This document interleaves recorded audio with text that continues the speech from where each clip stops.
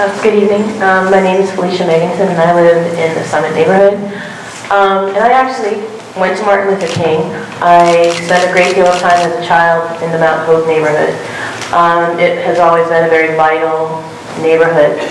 And so my question is specific to the schism and talking about, just give me one example of how, when you get into city council, you're going to deal with things like gentrification, things that are happening that are slowly causing the people who made this a going concern for years being pushed out because, they don't have money, because people aren't really interested in helping them keep their houses. I'd like to hear about that because, while I don't live in this neighborhood, I do pass through it and I do remember it as a very vital place. So I'm just curious to hear about the candidates. Just one thing. Yes, all right, looking for one specific thing, and here you get this first. One specific thing to address the issue of gentrification? Not the only thing, but one specific thing, yeah. Well, one specific thing is, as a city council person, it's important to engage with our neighborhood associations.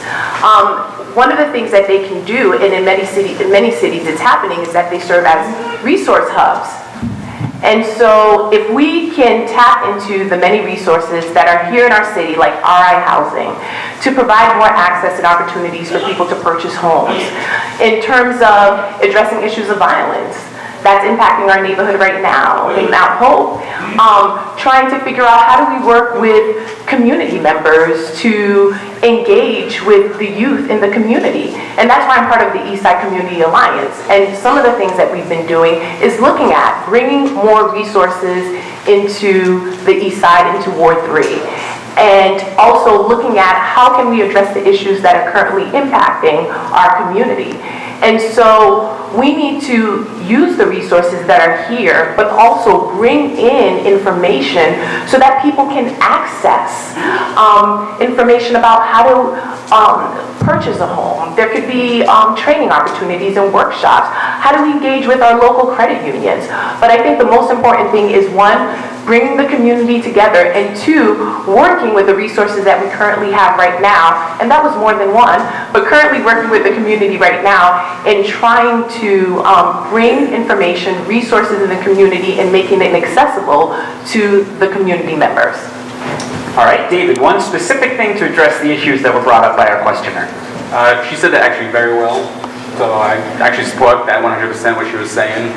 But it does come down to our community and communications and everybody taking pride in their community and jobs. We need to be able to keep people in our houses, and it does come down to that communication part and finding resources. Like you said, we have the associations that have a little more knowledge than the general person might have, and somebody in city council might actually have, there's program A, program B that we can actually do to help everybody in the community.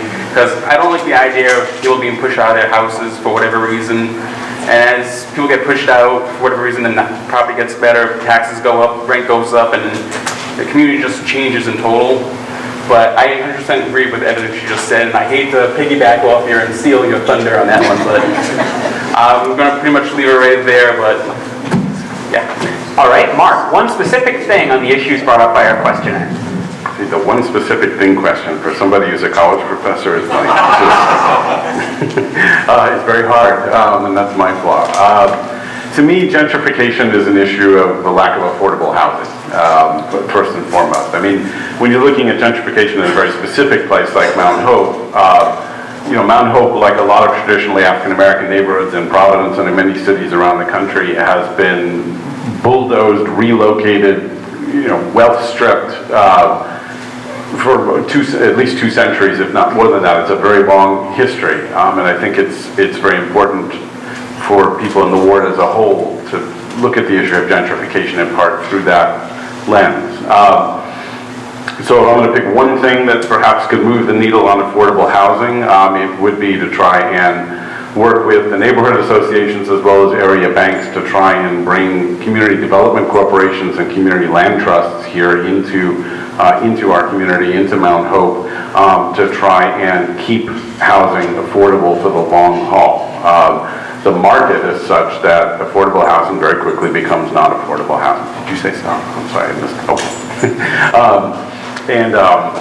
So to me, that's the way we have to approach it, I think, is to try and build and preserve as much affordable housing as possible so that people can afford to live. There are too many families in Mount Hope and in this city that are facing housing insecurity because rents are too high, because it's too expensive to buy a home.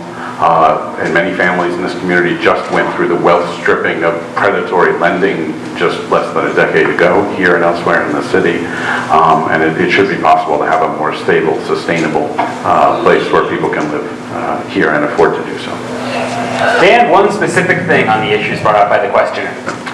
Okay, it's been pretty clear from these answers that it's a multifaceted problem, but if I'm going to do one thing as a city council person, and there's not much that a city council person can do with regard to a lot of these issues, it would be tax relief for seniors, people who have lived in their house for a long time and who have invested their entire life savings into probably their single largest asset, which is their home, and then become priced out of the market as the houses around them become more and more valuable.